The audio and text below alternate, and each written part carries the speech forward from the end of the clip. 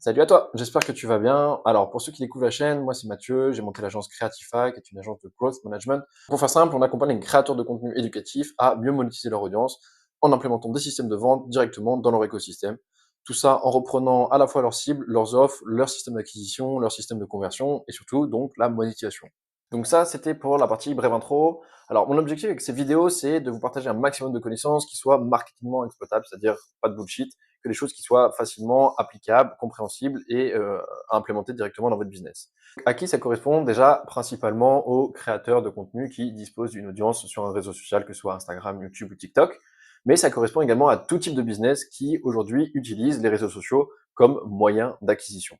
Alors, pour rendre ça plus digeste et plus compréhensible, j'ai résumé ça sous un format de mind map.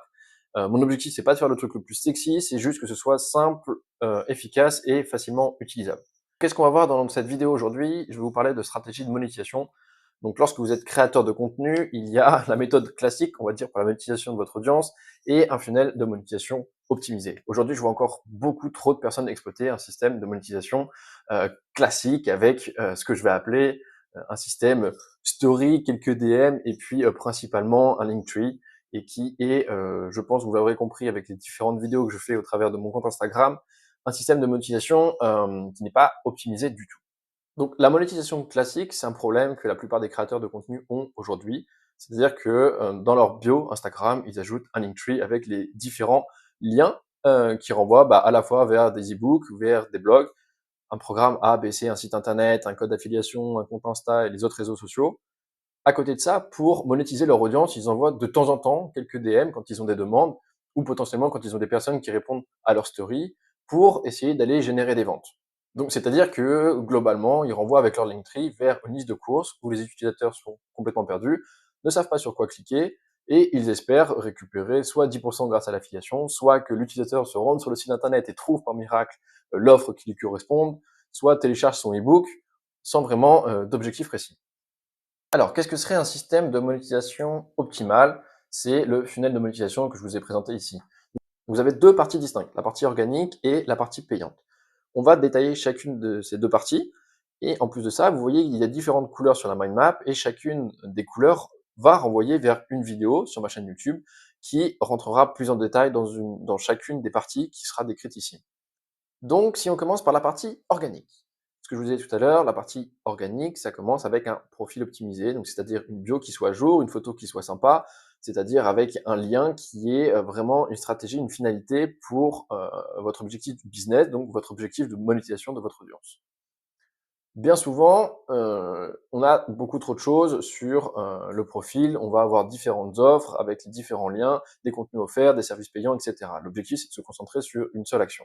On doit aussi avoir des stories à la une, c'est-à-dire des stories en highlight, qui va reprendre différents points importants pour que la personne qui arrive sur votre profil sache si oui ou non le service que vous proposez est fait pour elle. Et ensuite, vous avez également les posts épinglés. Donc, si vous voulez plus de détails sur ces différentes informations, vous pouvez aller voir la vidéo correspondante sur ma chaîne YouTube. Ensuite, vous avez la création de contenu. La création de contenu, globalement, c'est ce que vous faites au quotidien, en story, en post, en reels, etc. Dans cette stratégie de contenu, il faut mettre en place une stratégie d'engagement. Donc, c'est-à-dire une stratégie d'engagement par story et directement au sein de vos publications, donc en organique, en feed, etc. L'objectif, c'est de renvoyer vers un contenu gratuit, et ce contenu gratuit, il va emmener l'utilisateur sur une landing page, ce qu'on appelle une page d'opt-in. Donc, c'est-à-dire une page où il va rentrer certaines informations, comme son adresse email par exemple, pour pouvoir recevoir la ressource par email. Donc, la stratégie d'engagement, elle peut également être faite en settings. En settings, c'est quoi? C'est-à-dire, c'est l'envoi de messages à vos followers ou à des personnes qui ne vous connaissent pas encore dans un objectif de créer une conversation, de commencer à créer un premier lien. Donc ce setting, soit il est fait directement par vous, soit il peut être fait par une personne à qui vous déléguez cette partie d'envoyer des messages, de créer le lien avec votre audience. Dans l'objectif de tous ces contenus et de cette stratégie d'engagement, l'objectif c'est toujours de renvoyer vers la page de vente. La page de vente, donc c'est-à-dire qu'une fois que l'utilisateur a récupéré son contenu gratuit, qu'il s'est inscrit sur la landing page, il reçoit la ressource par email et cette ressource le redirige vers la page de vente et le fait rentrer également dans une séquence de nurturing. Donc une page de vente, c'est quoi? Une page de vente, c'est pareil, là vous avez une vidéo qui sera dédiée à ce sujet sur ma chaîne YouTube. Donc la page de vente, c'est quoi? Une page de vente, ça peut être trois choses différentes. Ça peut être une VSL, Ça peut être une page classique ou ça peut être directement un lien, un agenda, un Calendly où vous avez un call de préqualification. Donc la VSL, c'est grosso modo une page de vente avec une vidéo de 5, 10, 15 minutes qui va expliquer votre offre, votre programme, à qui ça s'adresse, pourquoi est-ce que c'est bien, qui vous présente vous également et qui permet de partager en fait des éléments de réassurance avant que la personne ne puisse réserver un call avec vous. Et dans ce cas-là, ça agit un peu comme un filtre et ça permet d'éviter d'avoir des personnes qui ne sont pas qualifiées, qui vont réserver des calls de préqualification. La page classique, c'est grosso modo votre offre, à qui ça s'adresse, pourquoi est-ce que c'est bien, avec des témoignages, des éléments de rassurance, etc. Et vous mettez directement un bouton d'achat. Et le call de préqualification, donc soit c'est pas un call de closing, c'est un call de préqualification. Donc la personne réserve un créneau de 10 ou 15 minutes pour pouvoir échanger et voir si effectivement ce que vous proposez peut correspondre à ses attentes. Ensuite, on a donc la séquence de nurturing. La séquence de nurturing, c'est une séquence de vente qui est en différentes étapes, qui va dépendre de votre produit, de ce que vous proposez, de la valeur auquel vous vendez votre produit ou votre service, et qui va avoir pour objectif de convertir la personne qui a récupéré cette ressource gratuite en client. Donc la séquence de nurturing, c'est une séquence de vente que vous pouvez facilement mettre en place dans votre business. Là, je vous ai donné un détail sur 5 emails que vous pouvez commencer à créer dès aujourd'hui dans votre business pour aller apporter plus de compléments d'informations à la personne qui a téléchargé une ressource gratuite et qui potentiellement serait prête à convertir pour votre offre de coaching ou d'accompagnement. Donc, le premier mail, ce serait vraiment lié à la présentation avec un côté un petit peu storytelling, donc un côté avec votre histoire, pourquoi est-ce que vous faites ce que vous faites aujourd'hui, quel a été votre parcours, quels ont été les obstacles que vous avez rencontrés, etc. Et pourquoi est-ce que vous accompagnez les personnes que vous accompagnez aujourd'hui. Dans le mail 2, ça va résumer la situation actuelle du prospect, donc la situation dans laquelle il se trouve et la problématique que vous résolvez. Ensuite, dans la partie 3, il y a la situation désirée. Donc là, c'est vraiment ce que va vouloir le prospect. Est-ce que le prospect veut quand il a téléchargé en fait la ressource que vous lui avez donnée gratuitement? Quel désir est-ce qu'il a de changer dans son quotidien? Et vous pouvez rajouter aussi un complément d'information des personnes que vous avez déjà accompagnées, qui va en fait servir de preuve sociale. La preuve sociale, ça peut être des témoignages clients, ça peut être des avant-après quand vous êtes coach sportif, ça peut également être un format vidéo où quelqu'un témoigne en fait du service qu'il a reçu et qu'il est satisfait de ce que vous pouvez lui proposer. En 4, on a la situation désirée et avec une proposition d'offre d'appel. Donc là, on remet de nouveau un petit peu, on insiste de nouveau sur la situation désirée du prospect pour lui montrer qu'on a bien compris là où il voulait aller et on lui propose une offre avec un appel découverte ou alors un appel de closing si jamais la personne est déjà très engagée.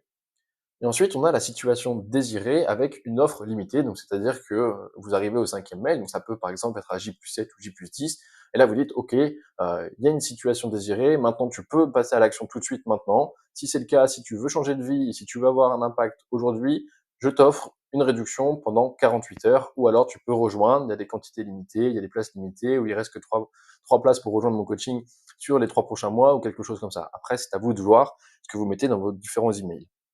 Et à la suite de cette séquence de nurturing, qui est vraiment une séquence dédiée à la vente, auquel vous allez essayer de proposer votre offre de coaching, de service, d'accompagnement, etc., vous allez l'inclure également dans une séquence evergreen. Une séquence evergreen, c'est globalement votre newsletter, l'email que vous envoyez tous les mois, tous les 2 mois, tous les 3 mois, en fonction de ce que vous avez comme stratégie, et qui va permettre de garder un contact avec le prospect, en plus de l'exposition que vous allez avoir avec lui sur les différents réseaux sociaux. Donc cette stratégie organique, elle se décompose en 3 parties. Vous avez première partie, le profil optimisé, 2, la partie création de contenu avec une stratégie d'engagement, donc à la fois en story, à la fois en publication, à la fois en DM, ou de manière automatisée en fonction d'un mot-clé que vous avez défini qui va déclencher une séquence automatisée. L'objectif de cette stratégie d'engagement, c'est soit de renvoyer vers un contenu gratuit, afin de récupérer des informations, email, téléphone, coordonnées, nom, prénom, etc., du potentiel prospect, soit directement de renvoyer vers une page de vente. Donc là, après la troisième étape, c'est la page de vente et la séquence de nurturing qu'on peut mettre ensemble et qui vont avoir un objectif de vente et de pousser le prospect à l'achat.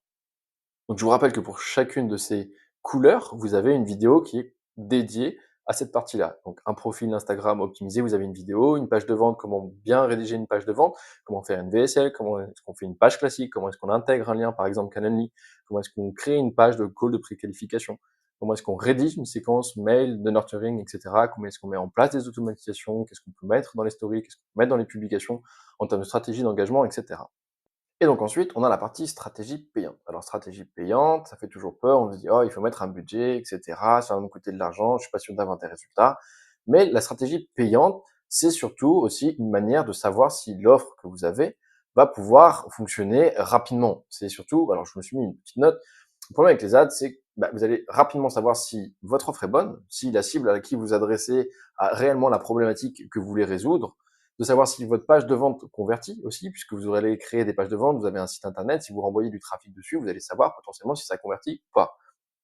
Et vous allez rapidement savoir aussi quels sont les bons messages à utiliser, quelles sont les propositions de valeur à mettre en avant, les angles marketing à adapter, etc., etc. Tout ça, je vais rentrer un peu plus en détail sur une vidéo qui sera dédiée vraiment à l'acquisition payante. Là, l'objectif, c'est de vous faire un petit résumé sur comment lancer des publicités, quels peuvent être les différents objectifs pour une publicité, et in fine, je prends un seul exemple, c'est Meta Ads, parce que c'est aujourd'hui la plateforme qui va vous permettre de faire des ventes assez facilement. L'objectif, c'est pas de rentrer en détail sur toute la stratégie publicitaire, la stratégie créative, les publicités, etc., etc. C'est juste de vous donner un petit peu une vue globale de ce qui peut être fait lorsqu'on fait de la publicité. Donc la publicité, il peut y avoir 3 objectifs différents. Donc on a la partie un petit peu lead magnet, où l'objectif, c'est de générer des leads, des personnes qui s'inscrivent pour recevoir une ressource gratuite. Par exemple, ça peut être une masterclass, un replay de webinaire, un e-book à télécharger, ça peut être un questionnaire, ça peut être des choses comme ça. L'objectif du lead magnet, c'est de renvoyer vers cette séquence de nurturing. Donc la séquence de nurturing, c'est la même que celle qu'on a mis en place tout à l'heure. C'est une séquence qui va permettre de pousser votre offre et de créer un lien plus profond avec votre cible et surtout de pouvoir posséder son audience, c'est-à-dire d'avoir l'adresse mail et d'avoir un canal d'acquisition, un canal de conversation qui soit différent des réseaux sociaux. La plus grosse sécurité que vous pouvez avoir dans votre business, c'est de posséder une base email. C'est-à-dire que demain, si vous avez des emails, vous possédez votre audience. Peu importe ce qui va se passer sur la plateforme, si l'algorithme change, si vous faites bloquer votre compte, si jamais vous perdez tout, vous pouvez toujours repartir avec cette base email. Soit on peut renvoyer directement vers une page VSL, donc ce que je vous disais tout à l'heure, c'est une vidéo sales letter, donc c'est-à-dire une page de vente avec une vidéo qui va expliquer votre offre de coaching, votre offre de service, etc. Et ensuite, on a la partie retargeting. Donc retargeting, en fait, c'est toutes les personnes qui auront déjà engagé avec votre compte. Donc ça, c'est une audience qui potentiellement vous connaît déjà, est déjà tiède, et donc c'est beaucoup plus facile d'aller convertir ce type d'audience puisqu'elle vous connaît. Il suffit juste de rajouter des éléments de réassurance et de proposer son offre. Et donc le deuxième avantage, c'est de pouvoir avoir une stratégie d'engagement. Donc comme je vous le disais tout à l'heure, d'avoir plus de vues sur vos vidéos, de pousser une vidéo qui a bien fonctionné et de le sortir de l'audience que vous avez sur Instagram et de l'exposer à un plus grand nombre de personnes. Si ça a déjà fonctionné pour votre communauté, ça a des chances de fonctionner sur un plus grand échantillon. Mais ça permet également de demander du feedback. Par exemple, d'avoir une story qui soit poussée et qui demande du feedback à vos utilisateurs sur potentiellement une offre qu'ils voudraient voir ou sur un accompagnement qu'ils voudraient voir. Et ça permet également d'avoir une stratégie d'engagement, c'est-à-dire de pouvoir pousser vos utilisateurs à répondre, par exemple en DM, en story, par message WhatsApp, et de leur demander du feedback sur des questions que vous pouvez avoir sur votre offre, sur votre produit, sur la situation dans laquelle ils sont aujourd'hui. Donc ça vous permet d'avoir une feedback loop super rapide et donc d'engager directement avec vos utilisateurs et des personnes, des audiences qui correspondent à vos critères et qui peuvent potentiellement acheter votre produit ou votre service. Yes, me revoilà. Bon alors, après coup, je me suis aperçu que j'avais pas, enregistré d'outro pour la vidéo. Donc si cette vidéo vous a plu, n'hésitez pas à laisser un petit like et à vous abonner. Et si jamais ça vous intéresse d'implémenter une stratégie comme celle-ci, directement dans votre business, si vous souhaitez être accompagné ou si vous avez des questions, n'hésitez pas à les laisser en commentaire et vous pouvez également cliquer sur le lien dans la description qui vous donnera accès à mon canal en ligne et on se revoit de l'autre côté pour mettre tout ça en place dans votre business.